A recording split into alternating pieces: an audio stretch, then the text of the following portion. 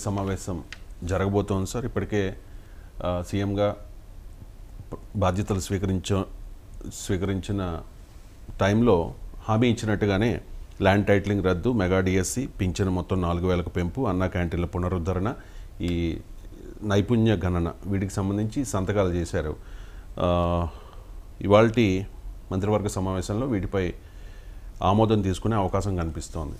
So వీటి అమలుకు ఆంధ్రప్రదేశ్ ఆర్థిక పరిస్థితి సహకరిస్తుందా అండ్ కేంద్రం నుంచి ఎటువంటి సహకారం అవసరం? వీటి అమలు గురించి కాదు, అక్కడ భారతీయ వాళ్ళు ఏంటంటే సూపర్ 6 అమలు. సూపర్ 6లో చాలా ఉన్నాయి కదా. మీరు ఇష్యూ ఈ ఒక్కట ఇప్పుడు ఇందులో స్కిల్ సెన్సెస్కు పెద్దగా ఖర్చు అయ్యేది లేదు, ల్యాండ్ టైటిలింగ్ రద్దు ఖర్చు లేదు, మెగా డిఎస్సికి తక్షణం ఖర్చు ఉండదు, అందులో పెన్షన్ తప్ప మిగతా వాటికి ఖర్చు ఏముంటుంది చెప్పండి నాకు. అన్నా క్యాంటీన్లకు ఆల్రెడీ నిధులు ఉన్నాయన్నారు. సో ఇందులో ఖర్చు పెన్షన్, అందువల్ల ఆ పెన్షన్ 1,000 రూపాయలు పెంచడం గురించి కాదు క్యాబినెట్ చర్చ. క్యాబినెట్ చర్చ సూపర్ 6 అమలు గురించి. సో సూపర్ 6ను ఎలా అమలు చేయాలి అనే దానిపైన ఒక కసరత్తు ఈ క్యాబినెట్లో జరుగుతుంది అని జరగాల్సింది కూడా. ఎందుకంటే ఛాలెంజ్ ఏంటి అంటే జగన్మోహన్ రెడ్డి ప్రభుత్వం 2,70,000 కోట్లు ఖర్చు పెట్టింది అని జగనే చెప్పుకున్నాడు. ముఖ్యమంత్రిగా నేను బటన్ నొక్కి 2,70,000 కోట్లు ప్రజల అకౌంట్లో వేశాను అంటే సంవత్సరానికి 54,000 కోట్లు వస్తుంది. ఎందుకంటే మన బడ్జెట్ 5 ఏళ్లకు ఉండదు, మన బడ్జెట్ ఏడాదికి ఉంటుంది. సో ఇప్పుడు అది ఎంత అవుతుంది అనేది ప్రభుత్వం లెక్కలు చెప్పలేదు. తెలుగుదేశం పార్టీ కానీ కూటమికి కానీ ఎన్నికలకు ముందు లెక్కలు చెప్పలేదు. మన దేశంలో ఎన్నికలకు ముందు లెక్కలు చెప్పే అలవాటు లేదు కనుక సో ఆ హామీలు ఇస్తారు తప్ప ఎవరు ఆ హామీలకు అయ్యే ఖరీదు చెప్పరు, ఏ పార్టీ చెప్పదు. సో అందువల్ల ఇప్పుడు ఎన్నికల తర్వాతనే చర్చ. సో ప్రభుత్వం చెప్పాలి, ఇలా క్యాబినెట్ ముందు మరి అధికారులు ఏమైనా నోట్ ఇవ్వచ్చు బహుశా, ఎందుకంటే ఎంత ఖర్చు అవుతుందని ఒక నోట్ ఇస్తారు కదా అమలుకు. అప్పుడు ఆ నోటు వివరాలు వచ్చాక మరింత డీటెయిల్గా మనం మాట్లాడుకోవచ్చు. కానీ ఎంత ఖర్చు అవుతుంది అంటే డెఫినెట్గా జగన్ పెట్టిన దానికన్నా ఎక్కువ ఖర్చు అవుతుంది. అందులో మాత్రం ఎవరికి డిస్ప్యూట్ లేదు.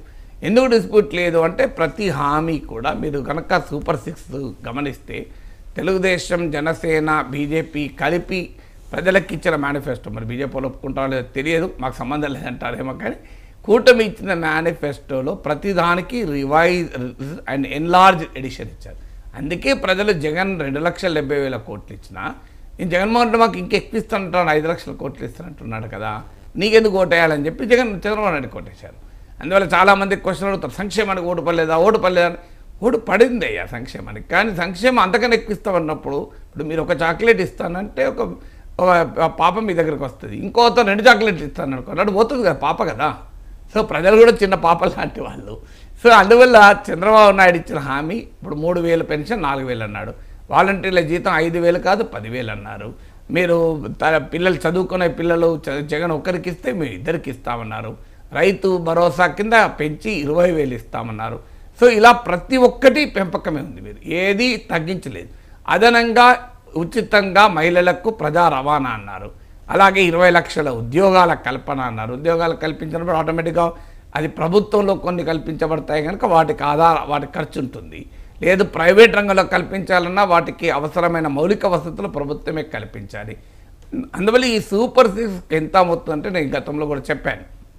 హిందుస్థాన్ టైమ్స్ గ్రూప్కి చెందిన ప్రముఖ బిజినెస్ పత్రిక మింట్ 1,20,000 కోట్లు ఏడాది ఖర్చు అవుతుంది, 1.2 ట్రిలియన్ రూపీస్ అని లెక్కేసింది. సో అది ఒక ప్రాతిపదికగా తీసుకుంటా టిల్ ద ప్రభుత్వం ఒక ఎస్టిమేట్తో వచ్చేంతవరకు చూద్దాం. 1,20,000 కోట్లు ఖర్చు అవుతుంది. బడ్జెట్ నా అంచనా ఆంధ్రప్రదేశ్ రియలిస్టిక్ బడ్జెట్, చాలా బడ్జెట్లు ఇన్ఫ్లేట్ చేసి చెప్తారు కనుక ఒక 3 లక్షల కోట్ల బడ్జెట్ అనుకున్న ఒక 40% సూపర్ 6 అమలుకే వెళ్ళిపోతాయి. 40%. ఇక ఇది కాక కమిటెడ్ ఎక్స్పెండిచర్ ఉంటుంది.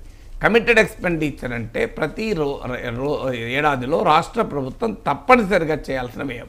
ఉదాహరణకు ప్రభుత్వ జీతభత్యాలు ఉంటాయి, వాటికి ఎంత కమిటెడ్ మారదు కదా.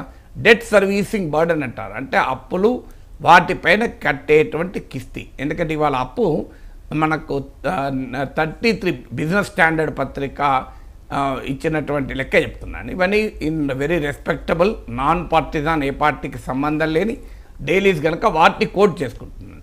సో అందువల్ల 30-33% ఉంది ఆఫ్ జీడిపి ఉంది. సో చంద్రబాబు నాయుడు 5 ఏళ్ల పాలనలో అరౌండ్ 28% ఉంటే జగన్మోహన్ రెడ్డి అధికారంలోకి వచ్చాక అది 30-33% పెరిగింది.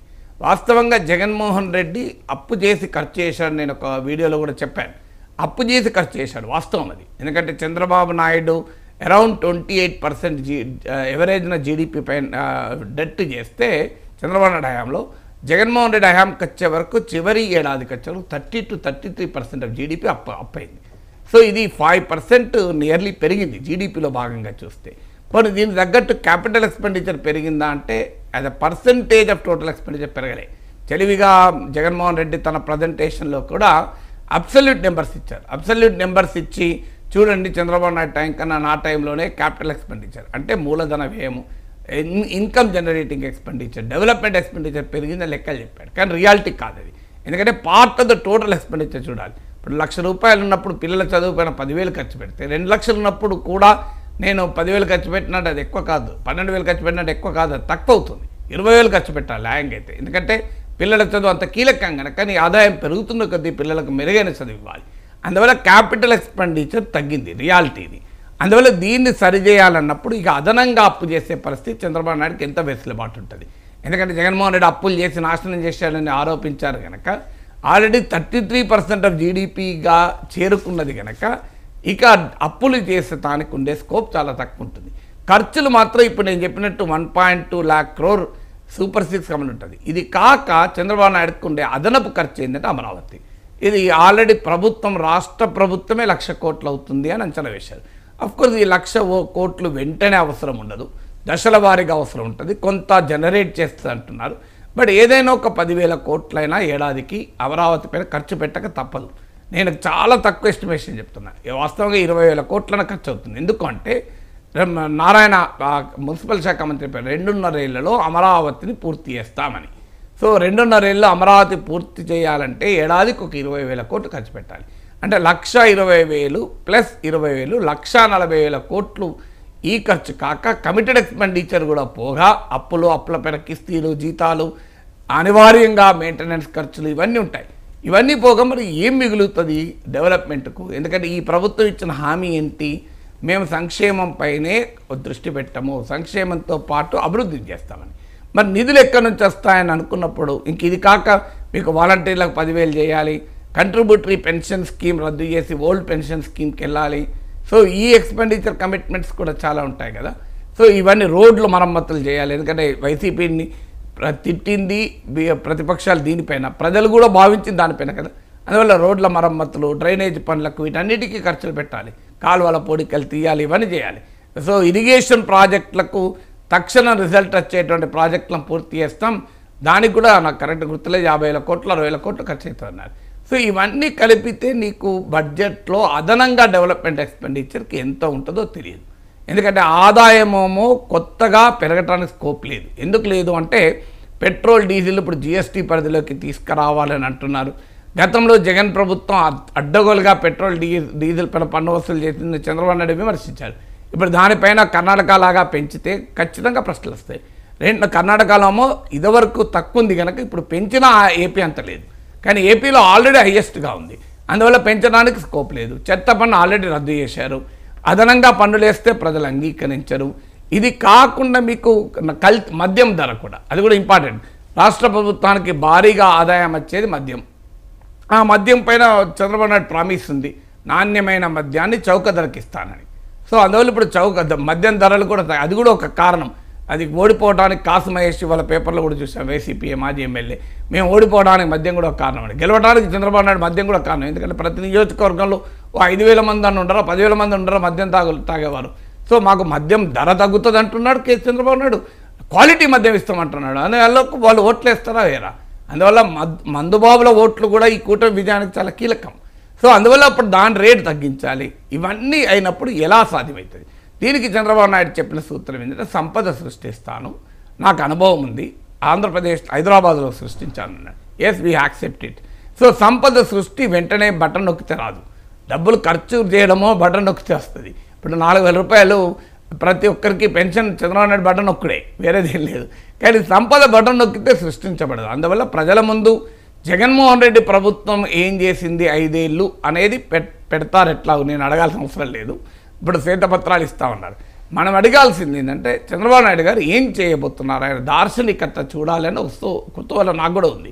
ఎందుకంటే కేశవ్ కూడా చాలా అనుభవజ్ఞుడైన ఆర్థిక మంత్రి, నాకు వ్యక్తిగతంగా బాగా తెలిసిన వ్యక్తి. సో చాలా ఎక్స్పీరియన్స్ పబ్లిక్ అకౌంట్స్ కమిటీ చైర్మన్గా కూడా ఉండే. So what is the road head? ఒక ఫినాన్షియల్ గత ప్రభుత్వాన్ని విమర్శించుకుంటేనే కూర్చుంటే లాభం లేదు. మీరు ఏం చేయబోతున్నారు? మీ మేనిఫెస్టోను అమలు చేసడానికి 5 సంవత్సరాల ఫిస్కల్ రోడ్ మ్యాప్ ఏంటి? నేను అనేది రేపటికి అడుగుతలేను. 5 years of fiscal road map, నిరుద్యోగ భృతి ఇవ్వాలి, ప్రతి మహిళకు 1500 రూపాయలు ఇవ్వాలి. సో ఇవి ఎప్పుడు ఇస్తారు, ఏ టైంలో ఇస్తారు, ఎంత, ఏ హామీ ఏ సమయంలో అమలు చేస్తారు, అన్నీ కలిపి నేను 4th yearలో అమలు చేస్తా అంటే కలవదు కదా. సో రీజనబుల్ టైంలో అమలు చేయాలి. దీనికి అయ్యే ఖర్చు ఎంత, రెవెన్యూ సోర్సెస్ ఏంటి, మరి పన్నులు వేయకుండా చేయాలి. కేంద్రమేమో రాష్ట్ర ప్రభుత్వ పన్నులు డబ్బులు ఇవ్వదు, కేంద్ర ప్రభుత్వం నుంచి తీసుకోవాలి. అమరావతికి ఒక 50,000 కోట్ల ప్యాకేజ్ కనుక తెచ్చుకుంటే అమరావతి ఖర్చు ఉండదు. అది ఇమీడియట్గా చేయాలి. ఇమీడియట్గా మోడీ ప్రభుత్వం నుంచి ఈ ప్రస్తుత బడ్జెట్లోనే Amaravati capital special grant, one time grant కింద 50,000 కోట్లను చంద్రబాబు నాయుడు అడగాలి, పవన్ కళ్యాణ్ అడగాలి, మోడీ ఇవ్వాలి. అది ఇచ్చినప్పుడు కొంత భారం తగ్గుతుంది. అలాగే ఇండస్ట్రియల్ ఇన్సెంటివ్స్, ప్రత్యేక హోదా పేరు చెప్పినా చెప్పకపోయినా, పారిశ్రామిక రాయితీలు, అలాగే వెనుకబడ్డ ప్రాంతాల్లో మౌలిక వసతులు, ఇవన్నీ విభజన చట్టంలో ఉన్నాయి. ఇవి కనుక ఇస్తే కొంత చంద్రబాబు నాయుడు మీద భారం తగ్గుతుంది. సో ఇవి మరి కేంద్ర ప్రభుత్వం చేస్తా లేదా బడ్జెట్ చూస్తే మనకు అర్థమవుతుంది. ఇస్తామన్న స్పీకర్ పదవి ఇచ్చినట్టు కనబడతలేరు. మరి నిజంగానే మోడీ ప్రభుత్వం చేస్తా చూడాలి. రైట్ సార్, సంక్షేమ పథకాలు గట్టెక్కించలేవు అని చెప్పి ఇప్పుడు అర్థమైంది సార్. జగన్మోహన్ రెడ్డి కూడా చాలా ధీమాగా చెప్పారు, సంక్షేమ పథకాల వల్ల మేము గెలవబోతూ ఉన్నామని చెప్పి వైసీపీ నాయకులు కూడా చాలామంది ధీమాగా ఉన్న పరిస్థితి. ఈ నేపథ్యంలో సంక్షేమ పథకాలు ఇంకా పెంచుతామని చెప్పి హామీలు ఇచ్చారు, సూపర్ 6 అమలు చేయాలనుకుంటూ ఉన్నారు. కాబట్టి ఆ ఎఫెక్ట్ వీటి ఇంప్లిమెంట్ మీద ఎంతవరకు ఉండవచ్చు? ఏదన్నా ఈ ఫలితాలతో సంబంధం లేదు, ఇచ్చిన కమిట్మెంట్ కదా.